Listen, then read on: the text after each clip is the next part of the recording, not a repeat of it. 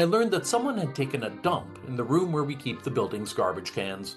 The two women were outraged. Who had ever heard of such a thing? But then came the day I found Danielle and Madame Estevez in a heated discussion in French, and I learned that someone had taken a dump in the room where we keep the building's garbage cans. The two women were outraged. Who had ever heard of such a thing? This was beyond the pale. Are you sure it's real? I asked. They gaped at me. Madame Estevez mostly speaks Portuguese, so I figured she hadn't understood. As for Danielle, her hearing isn't what it used to be.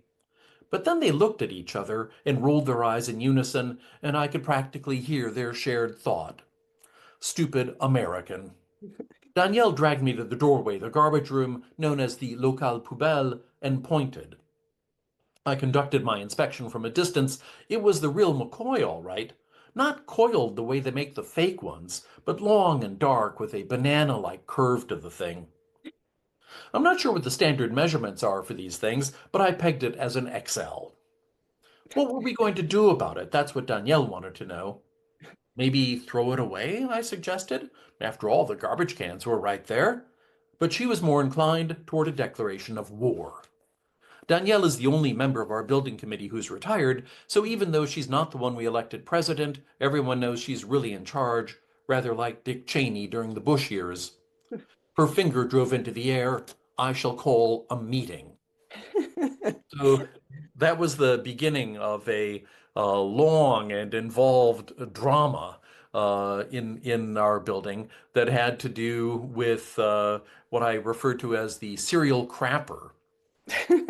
And to the extent that this is, I mean, you were speaking about my approach. I think it's, especially in this chapter, it's a little bit of a provocation because Paris is so well known as being the city of romance and the city of high culture and the cosmopolitan city, the city of beauty, all of these great and glorious things.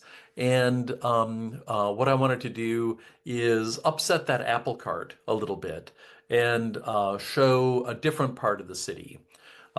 In Baroque paintings, there you would sometimes see what was called a memento mori. It's a little skull in the background that sits on a shelf.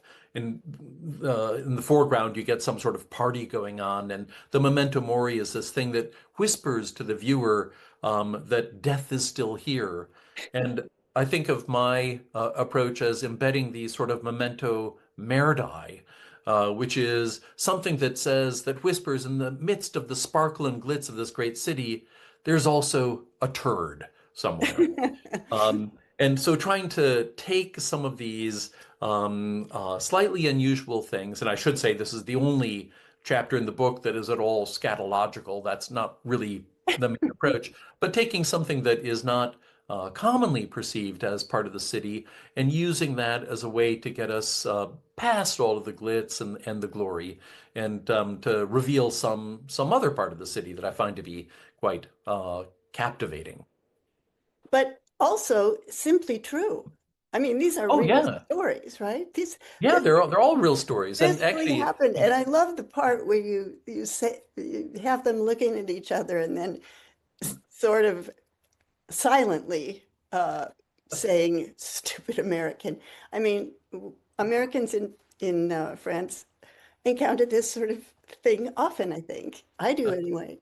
yeah, that's right. So I They mean, I don't end up say it, being, but you can see them thinking, "Well, yeah, okay, right. Here, American, here he right?" goes again. Here he goes again. Yeah. Well, I think that this excerpt that you just read is a perfect illustration of one of the other questions I wanted to ask you, which is that um, you have said really memorable characters in the stories you tell. I mean, they are very much alive and often amusing, as we've just seen. Do you think that there's something about Paris that sort of creates quirky characters, or I think there's something about people that creates quirky characters. I think all people are quirky once you're able to kind of get down into the core of them. There might be a specific kind of Parisian quirkiness that, has to do with the density of life there and certain, aspects of French culture. But I think the thing that I enjoy so much in Paris is really getting to know people and discover their quirkiness in a sense, and so I try to share that with others when I find it. And I think what makes it, I guess this is also part of my approach, but what makes it especially engaging for me anyway in Paris is that in France in general and in Paris in particular, it's harder to get to know people than it is in the US, for example, right? Americans are famously, sort of congenial and open and casual, lots of casual friendships, which is less of a thing in France, that the social circles are tighter, they're smaller. People tend to have sort of friends for life, and it's harder to break into those things. The old joke is that it's really hard to break into the social circles, and once you do, you can never break out again, which is both wonderful and, potentially terrible. Depending, right? Yeah, depending. But one of my secret weapons, I guess, has been that in the building where I live, and I've been there for over 20 years now, I joined the building association. And what that did is it gave me this immediate connection to five other members, five other residents in the building. And we come together like Marvel heroes whenever there's a major problem. And so I get to work quite closely with those people. And of course, I've got other friends in Paris, but suddenly that made a great kind of connection. And Mhm. because apartment living is more private in Paris than it is typically in the US, it also gives me the opportunity to see what's going on in the building. So anytime there's a little problem that comes up, and luckily there are many, many problems, the it cracks the building open like a dollhouse, and you get to see all the various small dramas that are going on.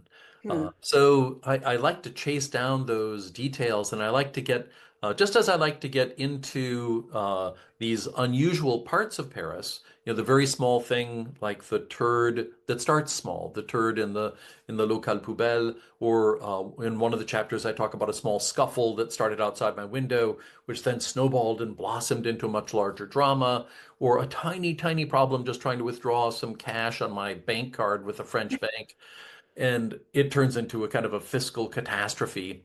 I like watching how these small things unfold with the help of, all sorts of quirky people, of which I am undoubtedly one, and turn into real dramas. Yeah, I think, well, I have several thoughts about that. But what I'm thinking, and I'm not sure it's true, but I'm thinking that there's something about that quality you were just talking about something small starting and then just kind of growing exponentially in this very sort of circular, kind of crazy way. I think of that as being particularly French. I don't know if it really is, but That's interesting. anyway, it's a thought to put aside to ponder. Yeah, no, that's really interesting. I mean, I think that for me, it's definitely a part of my French experience, but I sort of thought it was somehow that I interacted differently. That when I'm in the States, and I'm also on the building committee for my condo in Minnesota in St. Paul, and when there are problems that come up there, I just want to squash them. It's like, oh God, another thing, and I just want it to go away.